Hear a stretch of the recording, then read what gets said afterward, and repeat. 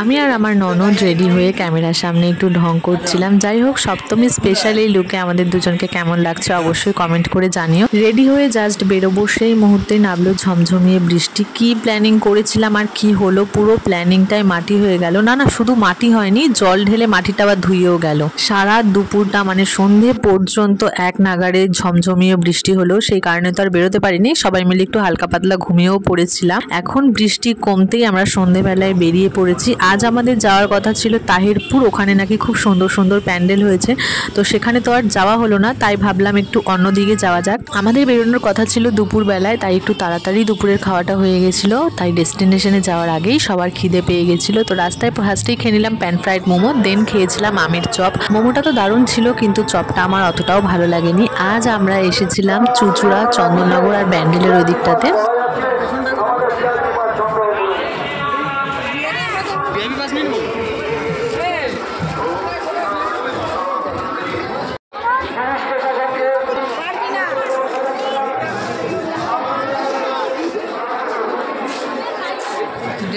লম্বা মানুষ আছিস।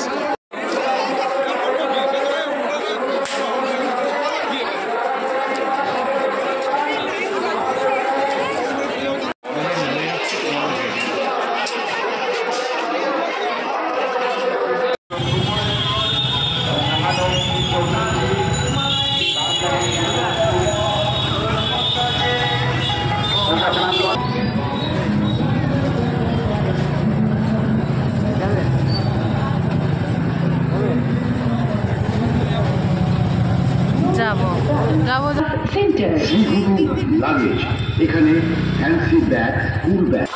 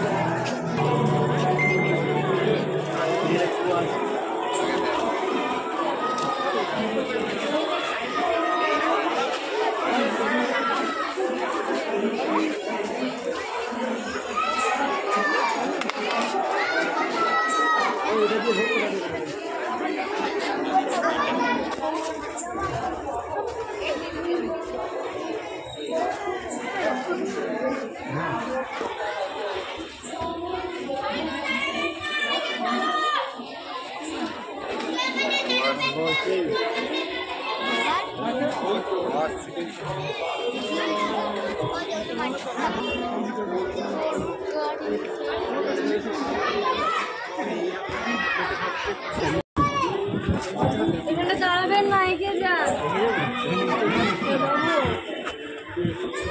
কার্পেটটা গুটিয়ে যাচ্ছে, এটা দেখিস।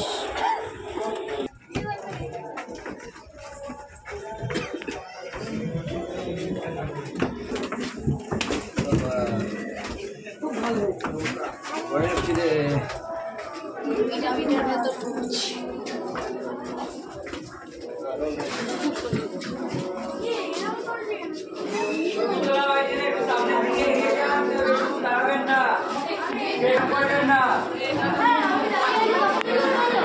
Sorry, guys.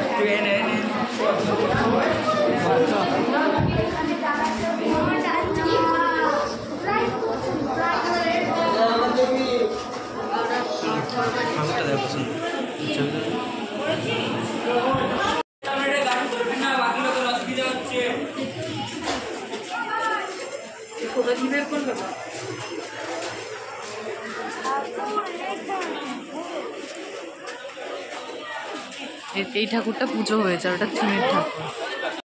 আগামীকাল সকাল সকালবেলা পুষ্পাঞ্জলি দিতে চাইলে সকাল 9টার মধ্যে আমাদের এখানে এসে উপস্থিত হবেন আমাদের যে মেন মণ্ডপ অর্থাৎ আমাদের যে বাড়ি ফেরার পথে আমরা ডিনারটাও সেরে নিয়েছিলাম ওই ব্যান্ডেল মোড়ের ওইখানে একটা বিরিয়ানির দোকান থেকে। আমি, বোন আর ডোডো খেয়েছিলাম বিরিয়ানি, আমার ভাই আর আমার বর খেয়েছিল এগ রোল, আর সন্তুদা তো কিছুই খায়নি। আমরা নিয়েছিলাম মাটন বিরিয়ানি, আর এখানে না 2 পিস করে মাটন আর 2 পিস করে আলু দিয়েছিল, আর বিরিয়ানিটা ছিল একদম গরম গরম। চলো আমরা খাওয়া দাওয়া করে এখন বাড়ি যাই, আর তোমাদের সাথে দেখা হচ্ছে অষ্টমী স্পেশাল ব্লগ নিয়ে।